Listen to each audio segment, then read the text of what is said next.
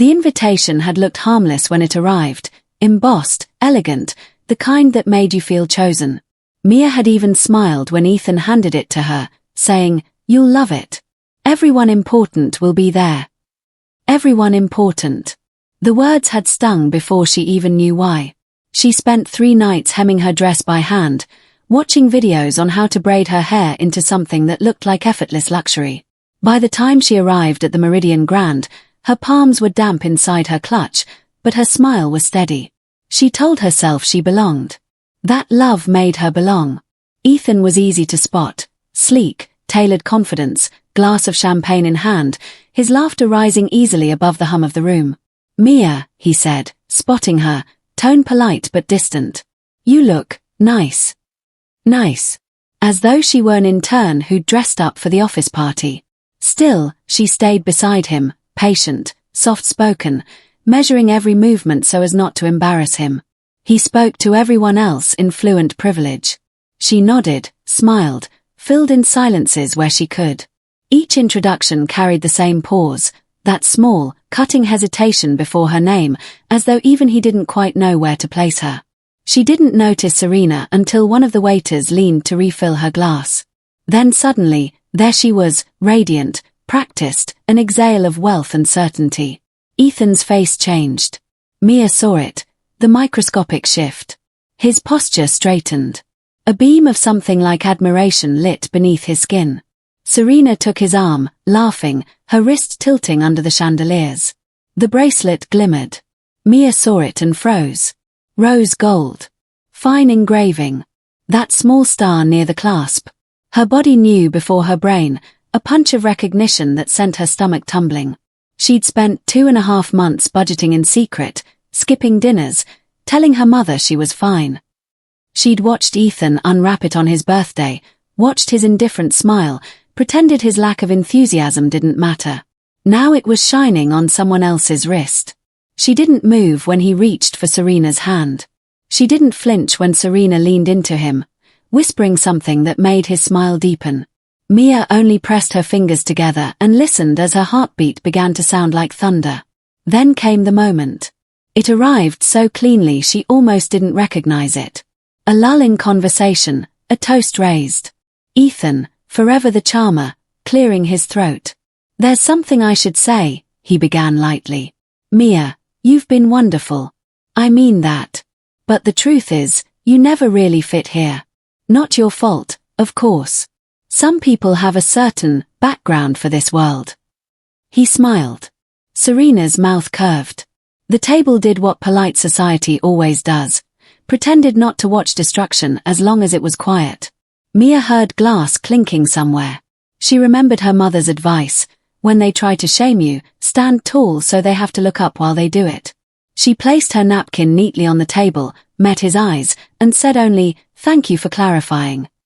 Her voice surprised her, calm, level, not fragile at all. Then she turned and walked away. The room didn't stop her. It simply folded around the absence she left. Outside, the winter air slapped her skin awake. Her breath fogged in the night, shaky at first, then steady. In the car, she gripped the steering wheel hard enough that the leather creaked. The breakdown came then, quiet but deep, the kind that didn't need sound to empty you out. Tears slipped one by one, catching the glow from the lamppost like tiny mirrors. She cried not just for him but for every version of herself that had worked so hard to deserve basic kindness. For every night she'd practiced his world like a script. For how small she'd made herself just to fit inside someone else's comfort. After 10 minutes, maybe 11, she stopped. The air cooled around her. The city lights blurred behind the windshield, distant, indifferent, alive. She exhaled, long and measured, tasting the metallic tang of resolve. Her hand moved automatically to the ignition. The engine hummed weakly to life. The headlights carved a path into the dark, and as she pulled out of the parking lot, she realized something sharp and new. Ethan hadn't reduced her. He'd just revealed the limits of his own vision. She wasn't small. She never had been. She'd simply been standing in rooms too dim to see her clearly. And this time, she wasn't going to wait for permission to leave.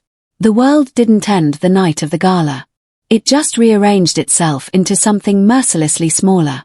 Mia lasted 2 weeks at Liang Group after Ethan's very public break.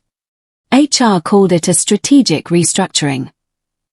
She called it what it was, exile. Her department dissolved overnight, her access card deactivated before she had the chance to collect her mug. By the time she tried to log into her banking app that evening, her monthly salary deposit had stopped, her joint credit line frozen, Ethan's quiet signature behind everything. The apartment went next. Technically, it had always been his. She found the notice taped to the door one morning, folded neatly beneath the building's logo. The concierge wouldn't even meet her eyes. She packed what fit into her old sedan, some clothes, a box of books, her mother's rice cooker, and drove until the skyline felt like someone else's memory. The new place was a sublet above a dry cleaner in the industrial district. The radiator clicked like it was thinking about giving up. Mia sat on the edge of the mattress, staring at the peeling wallpaper, trying to map out what came next. There was no grand plan. Only a rapidly shrinking list of options and the steady thrum of her heartbeat, refusing to quit. She sent out 49 resumes that week. 39 never replied. 6 declined politely. For wanted interviews that led nowhere. The last one, a small venture firm named NovaBridge, emailed her at 2 a.m. with a subject line that felt almost ironic, "We'd like to talk." The voice on the call the next morning was clipped, precise, all edges and no decoration. "Daniel Chen," he said. "No title, no warmth. You're the candidate with the project management background." "Yes," she said carefully, swallowing the nerves that wanted to leak into her voice. "We're lean firm. You'd be doing research, investor reports, sometimes cleaning up behind people who should know better. Starting pays. Practical. You still interested?" It wasn't a pitch. It was a test. "Yes," she said again. 2 days later, she walked into NovaBridge's office, half-exposed brick and half ambition. Daniel looked exactly the way a man like that should. Pressed shirt, sleeves rolled once, expression neutral like he was perpetually assessing the inefficiency of the world. When she extended her hand, he barely glanced up. "You're overqualified," he said. "I need the job," she replied. That made him look. "Then don't waste it." Their first week was a slow collision. Daniel didn't believe in easing people into difficulty. He dropped her into it. Investment decks, incomplete data, demands for precision down to the decimal. When she made an error, he pointed it out in numbers instead of adjectives. "You missed 3% on the annual growth projection. Fix it." No scolding, no softening. Just expectation. Mia wanted to hate him for it. She called him arrogant in her head a dozen times a day. The way he spoke, his refusal to explain things twice, the silence he left hanging when she stumbled. But somehow it worked. The chaos of her life narrowed into something quantifiable again. Numbers, deadlines, tasks she could control. At the end of her first month, he handed her a portfolio review covered in notes. "You're better when you stop apologizing mid-sentence," he said. It wasn't a compliment so much as an observation. She caught herself almost thanking him anyway. He nodded once, almost approvingly. "You assume your place is smaller than it is," he added. "Stop doing that. It wastes time." That night, walking back to her tiny apartment under a flickering street lamp, she replayed the words in her head. They shouldn't have mattered. And yet, they did. Rock bottom, she realized, wasn't always a free fall. Sometimes it was the moment your feet finally hit something solid after the longest drop of your life. It wasn't comfortable. It wasn't kind. But it was hers, and for the first time in weeks, that felt like a beginning. The first year at NovaBridge was a kind of boot camp disguised as a job. There were no congratulations, no gentle reminders to take breaks, no space for fear. Just deadlines that arrived faster than sleep and Daniel's voice cutting through the noise like a blade. "Better numbers, Mia. Every word on that slide is a decision. Stop filling space." At first, she resented him. He treated her like she'd already proven herself, which almost felt cruel when she was drowning. But somewhere between 12-hour research runs and weekend calls that started with, "You still awake?" and ended with her realizing she'd just solved problems seasoned analysts couldn't, she began to understand. Daniel didn't push people he didn't believe in. The office became her world. The hum of printers at 1 a.m., the taste of stale coffee, the city skyline outside the window with mornings bleeding into nights. She stopped apologizing for taking up space there. Midway through the second year, he stopped checking her work line by line. "Send it straight to investors," he'd say. "You're ready." Her first major pitch failed anyway. 8 weeks of prep, 4 sleepless nights, and one brutal 15-minute meeting where the clients nodded, smiled, and declined. Mia sat in the aftermath, a stack of useless printouts in front of her, feeling that old familiar smallness creep up again. Daniel didn't console her, he just set another folder on her desk. "Next one's bigger," he said. "So learn faster." His expression didn't change, but his tone did. The faintest thread of confidence beneath the cool. So she did. She learned to read every hesitation in a client's face, to translate the boardroom's dialect of pause and power. She learned that silence, when timed right, could say more than persuasion. That the man who spoke most in a meeting was rarely the one who mattered. By the third year, she had her first win, a small startup that NovaBridge had almost passed on. She'd fought for it quietly, presenting data that contradicted Daniel's instincts, heart pounding so hard she thought it might drown her words.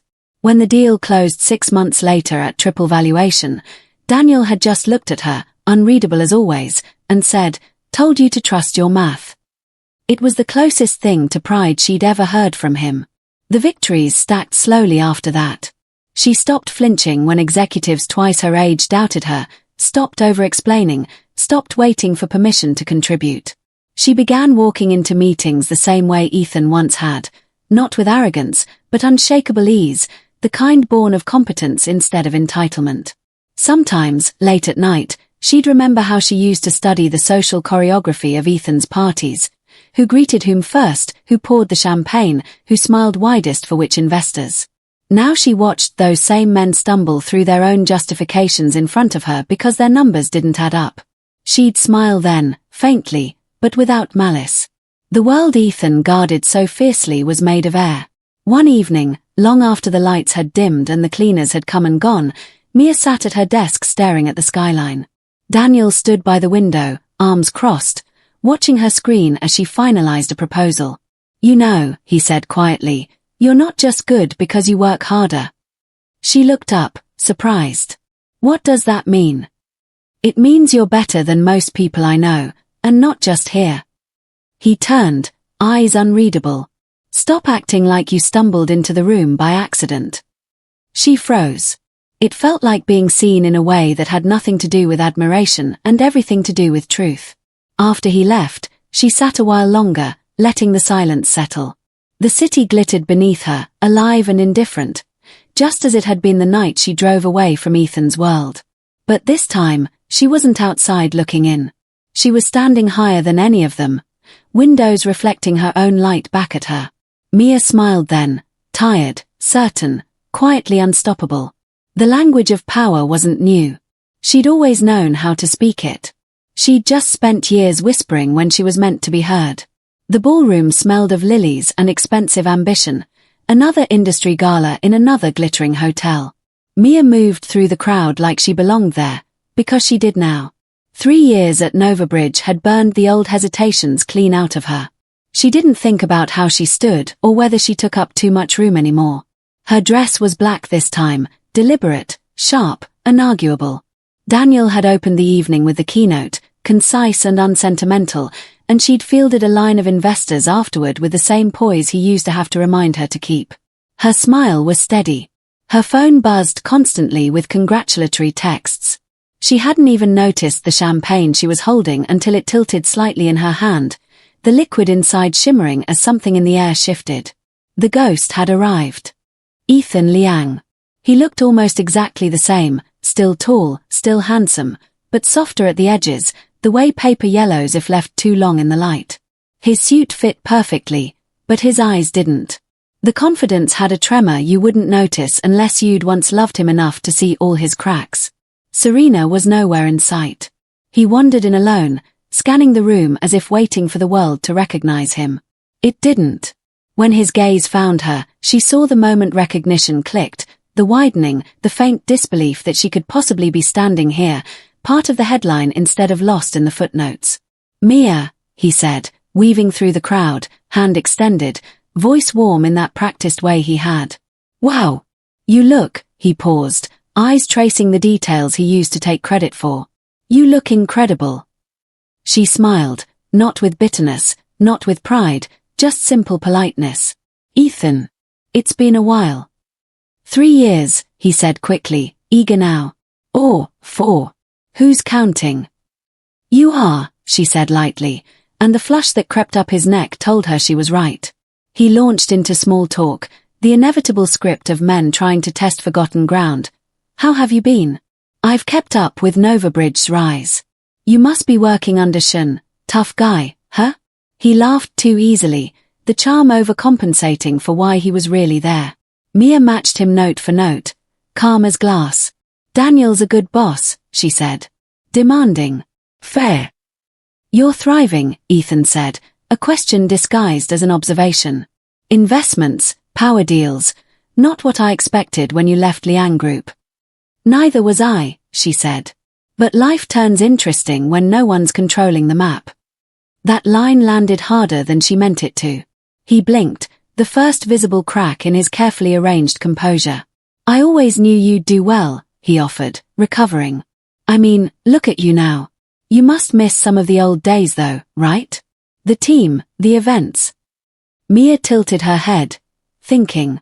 "You know," she said, "I don't, actually." He laughed again, forced this time. "So you're still as direct as ever." "I learned it saves time." There it was, the stillness between them where something used to live.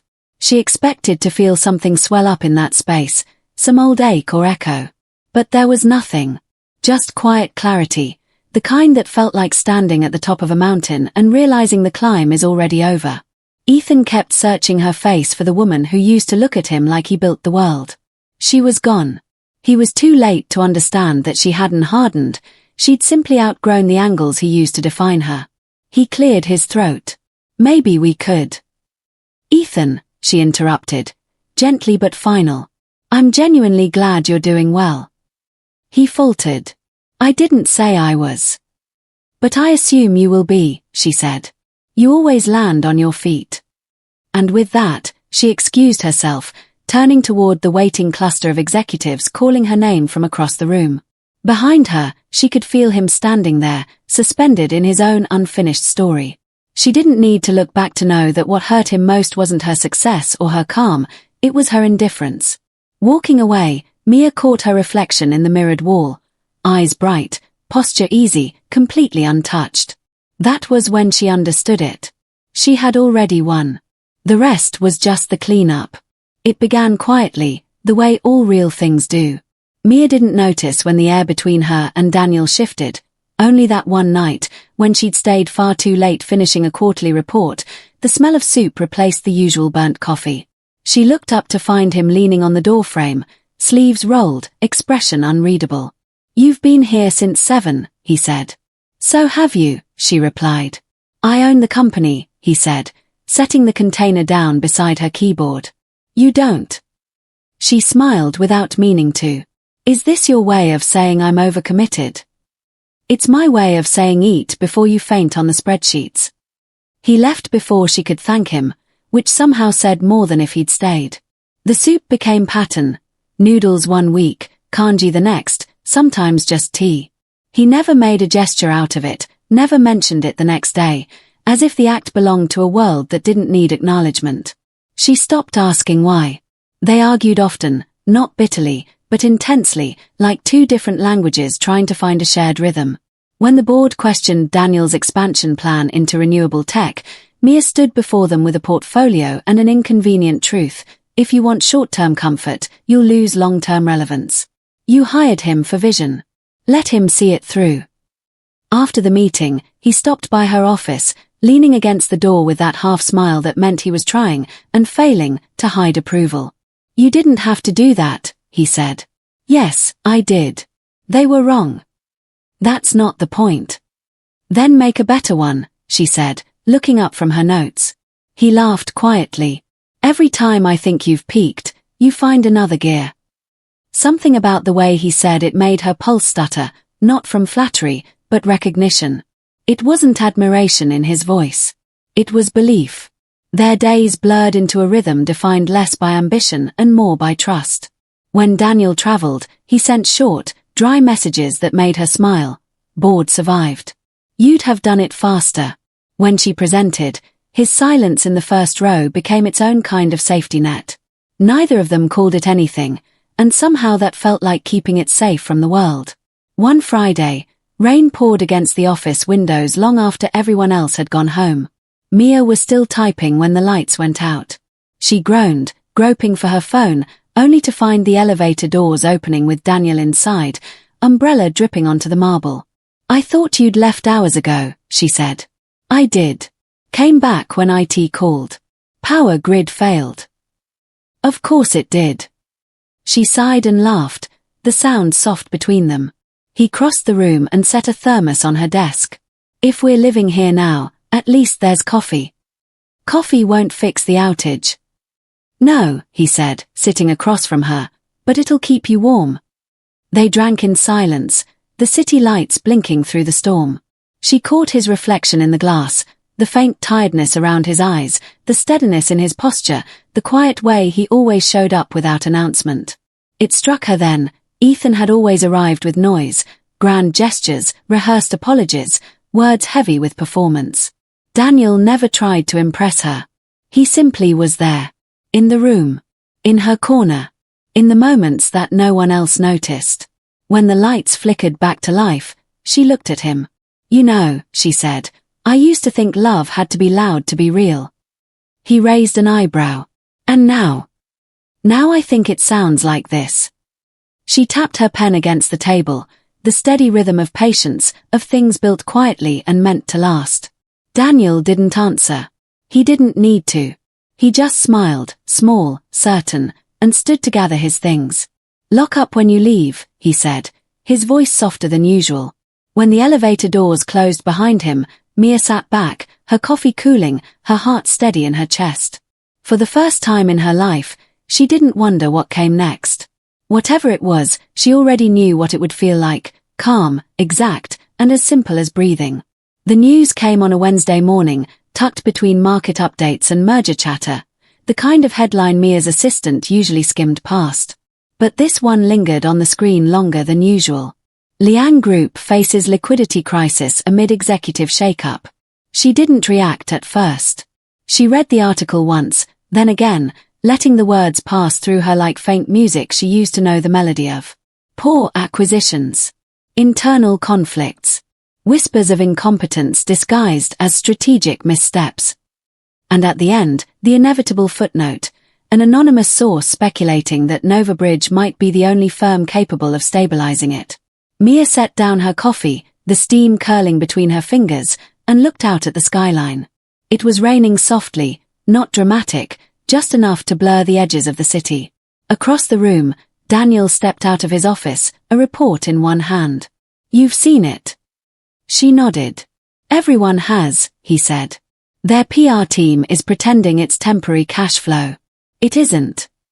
I know. He studied her for a moment, reading her silence. You want to lead the discussion when the board asks. I'll listen first. He tilted his head, approving in that quiet way he had. That's what I thought. By mid-morning, the industry was alive with speculation. The fall of the once impervious Liang Group had turned into sport.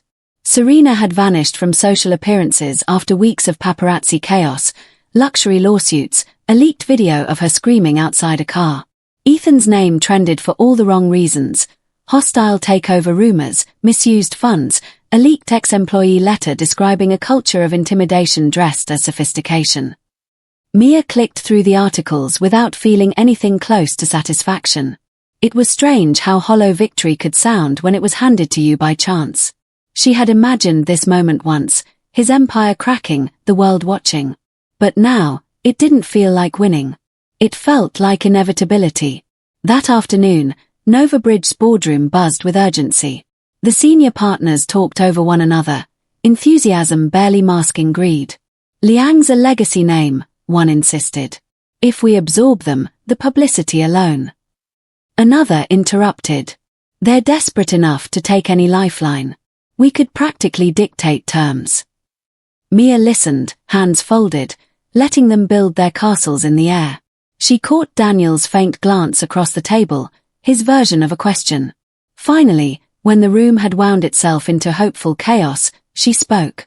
Bring me the numbers first. The sentence landed like a pin dropping in silk.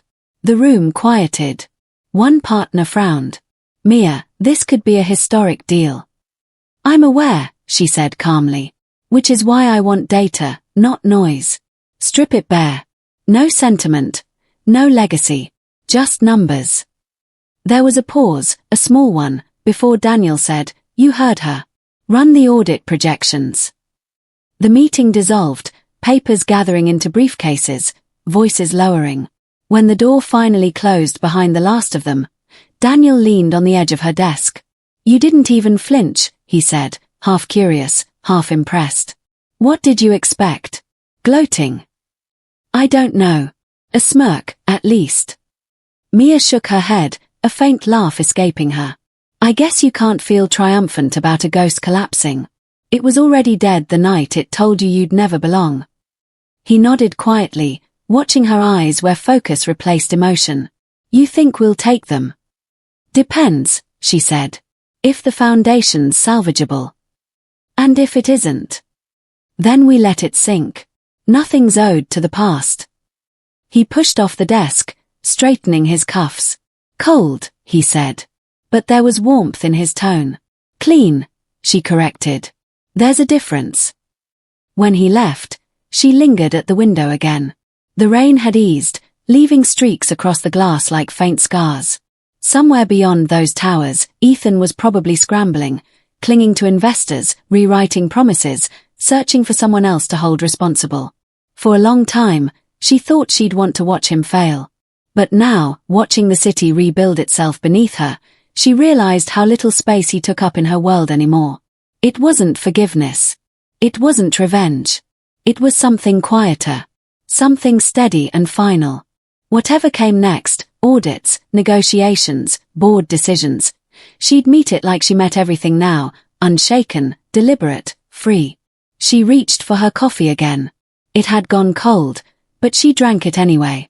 When Ethan Liang walked into the NovaBridge boardroom, the air changed, not dramatically, just enough for those who knew her story to glance at Mia. She didn't look up right away. She was still reviewing the quarterly summary, calm and deliberate, as his reflection hovered across the polished table. Mia, he said, voice smooth, too casual. It's been a while. Yes, she replied, finally meeting his eyes. It has. He looked good, still. The kind of good that photographs well, suit tailored, hair peppered with just enough grey to imply experience. But up close, the cracks showed. His skin held that faint tension of sleepless nights and expensive stress. There was charm in his smile still, but it didn't reach as far, like a song sung one key too low. Daniel sat at the head of the table, neutral as always. But this was Mia's meeting, and everyone knew it. She nodded for Ethan to start, her expression politely open. He launched into his presentation with the practiced rhythm of a man used to commanding rooms. Market share, restructuring potential, brand salvage. He knew every inflection, every gesture meant to convey authority. But there was something hollow at the edges, a strain just beneath the polished surface, the fragile hum of someone performing competence to survive. Mia listened. She took notes, not because she needed them, but because it helped her stay detached. She'd dreamed once of this moment, imagined the pleasure of watching him stumble, but the version unfolding was quieter, almost ordered. When he finished, the silence that followed was deceptively gentle. She looked up. You're projecting a 23% rebound in 2 quarters. Ethan's shoulders relaxed slightly. That's right. Our analysts are basing that on pre-scandal data, she interrupted. Half your strategic partners have already backed away or suspended contracts. Your client confidence index dropped 17 points last month, not 5. A flicker crossed his face. We're in talks to stabilize that. With who? He hesitated. Private discussions. Discretion's important. Of course, she said, eyes steady. But discretion doesn't equal solvency. You're asking NovaBridge to act on speculation. Ethan's composure wavered for the first time. He glanced down at his notes, then back at her as though remembering too late the girl he once told wasn't built for this world. It's not speculation, Mia. It's opportunity. For you, too. I know what NovaBridge can do. With your leadership, we could restore. She stopped him with a small shake of her head. Let's not make this personal. The pitch is strong in narrative, weak in proof. Send the updated financials to our team by Friday. We'll evaluate based on return potential. Nothing more. He blinked, surprised by how little room she left for his sentiment. Just like that. Just like that, she said. Her tone carried no sharpness, just quiet certainty. The meeting moved on to logistics, timelines, other firms in review. Ethan's voice grew fainter with each exchange, muffled by the rhythm of professional language that no longer built itself around him. When it ended, Mia rose, extending her hand like this was any other deal. Thank you for presenting, she said. Ethan hesitated a beat before taking it. You've changed, he said. She almost smiled. I started working for someone who expects deliverables, she replied lightly. He chuckled, uncertain whether it was a joke. Well, he said finally, I hope NovaBridge sees sense. We're not beyond saving. We'll see. She turned, gathering her folder, her motion fluid, unhurried. Daniel caught her eye as she passed him, a look, not of pride, but quiet recognition. When the elevator doors closed on Ethan a few minutes later, his assistant, young, nervous, trying too hard, asked, How do you think it went, sir? Ethan stared at the brushed metal doors reflecting their faint outlines. She's changed, he said, half to himself. Then, after a moment, softer, as if correcting the thought. No. She's become. But upstairs, Mia wasn't thinking of him at all. She was already at her desk, reviewing another file, pen moving steadily across the paper. Business continued. The past, like every loss she'd ever survived, had become exactly what it deserved to be, something she could now set aside between meetings. The gala shimmered like a memory she'd already outgrown. Glass chandeliers, gold tablecloths, laughter calibrated to the right decibel. The kind of event built for appearances, not honesty. NovaBridge's logo gleamed across the stage backdrop, and Mia stood near the edge of the crowd, a champagne flute balanced in her hand. She had stood in this kind of room before, once as someone desperate to belong, now as someone whose name was spoken with quiet respect. The summit was the industry's crown jewel, where leaders made alliances and enemies dressed in civility. Cameras flashed like starlight. The air smelled of money and nerves. Daniel was a few steps away, deep in conversation with a private equity chair, his posture as calm as always. When he caught her glance, he gave that small half-nod, their silent way of saying, We've got this. Then she saw Ethan. He was rehearsed as ever, immaculately suited, every gesture measured down to the millimeter. A man rebuilding his myth by the hour. She knew what was coming even before he took the stage, microphone in hand, voice pitched lower, warmer. The screens behind him flared to life with images of his company's resilience, his speech threaded with subtle prayer. But then, as if he couldn't help himself, he shifted the narrative. There is one person here tonight without whom Liang Group, I, might never have found the courage to rebuild. His gaze swept the crowd as though searching for an old friend. Mia Chen of NovaBridge. You were right about everything. I should have listened sooner. The room rippled, gasps, whispers, expectant silence. Flashbulbs turned, converging like heat. Mia set down her glass, feeling the faint vibration of the table beneath her fingertips. Ethan continued, voice trembling just enough to sound human. I owe you an apology, not privately, but here, in front of everyone who once saw how I treated you. You didn't belong in my world because you were always meant to build your own. But I'd still like to. She stepped forward before he could finish. Every head turned. It wasn't anger that moved through the room, it was curiosity. The same quiet fascination that comes when people sense the truth arriving and realize it won't be dressed for entertainment. Thank you, Mia said, her tone soft and even. Truly. Ethan blinked, caught off guard by the calm. I appreciate the apology, but I don't need it. She smiled, faint, unshaken. You were right about one thing, though. I didn't belong in your world. So I built a better one. A hush. No sharpness in her voice, no triumph. Just completion. As for Liang Group, she continued, turning slightly toward the audience, NovaBridge has reviewed the numbers carefully.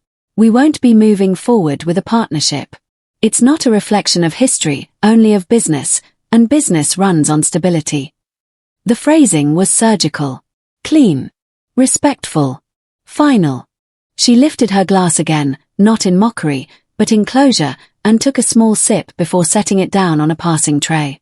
The applause didn't come right away. Perhaps the crowd understood this wasn't a scene, it was an ending.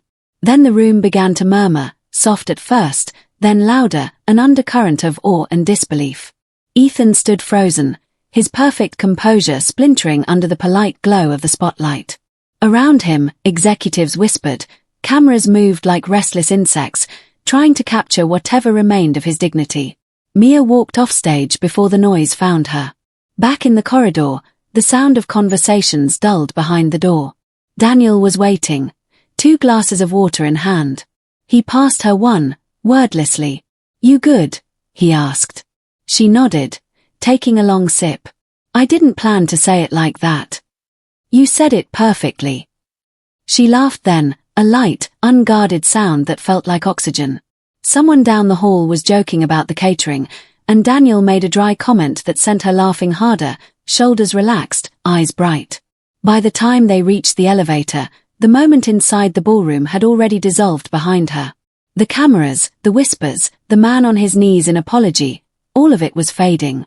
When the doors closed, she caught her reflection in the mirrored steel. Calm, composed, entirely present. Ethan's world had once defined her pain. Now it couldn't even touch her peace. She turned to Daniel, still smiling. Tomorrow's going to be chaos. He shrugged.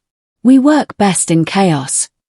As the elevator descended, Mia realized she hadn't thought about Ethan once since leaving the stage. And that, finally, was the victory she hadn't realized she'd been waiting for. The year after the summit slipped by like a long exhale, calm, steady, golden. NovaBridge hit heights even Daniel hadn't predicted.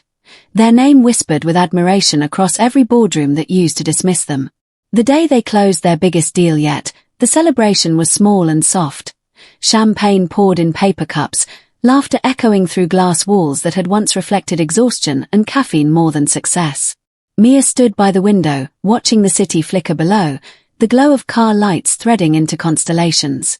She could still remember the girl who had stared at this same skyline from a parking lot years ago, heart shattered and hands trembling. The memory no longer hurt. It just felt distant, like a story that had once belonged to someone else. Daniel slipped beside her, 2 glasses in hand. Thought you'd gone home, he said. Almost, she answered, turning toward him. They hadn't planned a wedding, not really. It just happened, a quiet ceremony in a garden behind the office. The people who'd seen them through the lean years gathered around. No photographers, no headlines. Flowers from her assistant's balcony, rings ordered late, a playlist made by a friend who cried more than either of them. When the vows came, Daniel had said almost nothing. Just her name and the words finally found you. It was enough. Now, months later, she still wore the ring without getting used to the feeling of it. In the car that evening, the streets hummed with summer. Daniel drove, hand loose on the wheel, the other in hers. Neither spoke much. They didn't need to. The silence between them felt full, like the pause between heartbeats, alive in its stillness. They stopped at a light, the city stretching endlessly ahead, every intersection shimmering with movement. Mia traced the skyline through the glass, her reflection overlaying the lights. 2 worlds, past and present, perfectly aligned. She thought of all the versions of herself she had carried. The one who begged to be chosen, the one who broke quietly, the one who rebuilt stone by stone until she could stand here without fear. None of them were gone. They had simply folded into her, each one an echo of the woman she had become. Daniel glanced over, smiling that rare smile that reached his eyes. What are you thinking about? She didn't answer right away. She squeezed his hand and said, just how far we've come. The light turned green. The car eased forward. Above them, the city shimmered, no longer indifferent, no longer enormous in the way that once made her feel small. It was just a place now. A beautiful, endless place. Mia leaned her head against the window, Daniel's hand warm in hers, and realized she wasn't running anymore. She was already home.